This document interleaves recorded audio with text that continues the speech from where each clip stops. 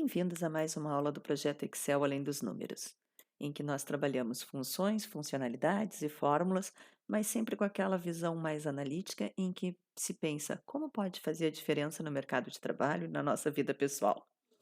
Estamos naquela série de vídeos em que estamos montando um fluxo de caixa. E na última aula, na aula 13, hã, já estava muito extenso o vídeo e eu não trabalhei a questão de que em uma tabela eu gostaria de ter fórmulas diferenciadas entre determinadas linhas. Então, eu fiz aqui um exemplo menor, para a gente não estar trabalhando em cima só do fluxo de caixa. Vamos, primeira coisa, transformar em tabela. Pode ser inserir tabela. Ele já transformou, agora nós já temos uma tabela muito bonitinha, toda azul, sabem que pode trocar as cores, né, com facilidade. Eu particularmente prefiro a cinza por aquela questão de que se alguém for imprimir, a gente está sendo sustentável, né? Claro que se eu estou fazendo um trabalho em que eu pretendo manter as cores da empresa ou alguma coisa assim, vou escolher outras cores. Mas aqui para as nossas aulas, normalmente, e para planilhas que não se pretendam ter impressão ou não preciso ter essa harmonia nas cores, eu uso esse cinza porque é simplesinho e tem boa visibilidade também. Ok, então nós temos aqui as vendas, né? Os vendedores e as vendas, que dá um total de 10.000.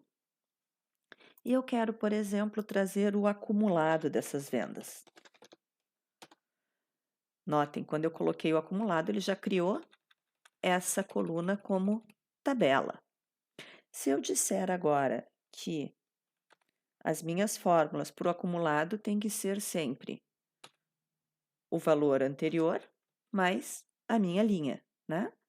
Quando eu der um Enter, ele vai levar isso para todo mundo, e para todo mundo mesmo, inclusive para a primeira, em que ele disse que quer a célula D1, que está escrito efetivamente acumulado, né?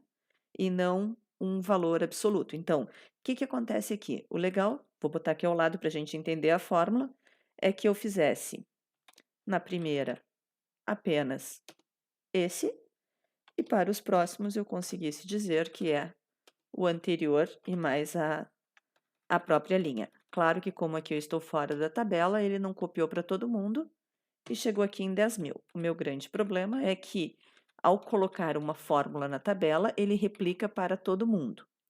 O que eu vou fazer aqui? Eu vou dizer que a primeira linha é igual apenas o C2, porque é meu primeiro vendedor, eu não tenho que acumular com o anterior, não tenho vendedores anteriores. Quando eu der um Enter, ele passou a dizer que todo mundo é igual, apenas a linha. O que eu vou fazer? Vou vir aqui e anular o autopreenchimento. Quando eu anulo o autopreenchimento, ele sabe que apenas a atividade que eu fiz anteriormente que é para ser mantida. As outras ações, fique como estava antes. E agora, se eu tentar incluir mais alguma coisa, vou dizer que o Miguel Pereira é um outro vendedor e que vendeu 1.000.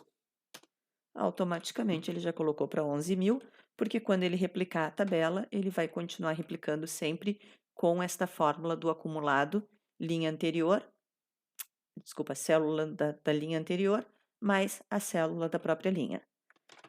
Ana Bastos, mais 300, e está lá acumulado.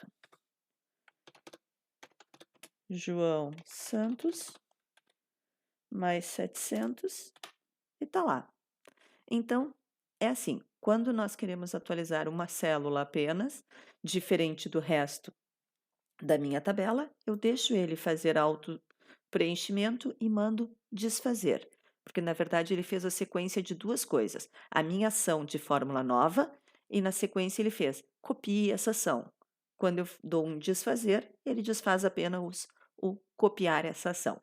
Tá? Essa tinha sido a aula que eu tinha ficado devendo na 13, porque estava muito extensa. Hoje foi uma aula rapidinha, então, bem curta.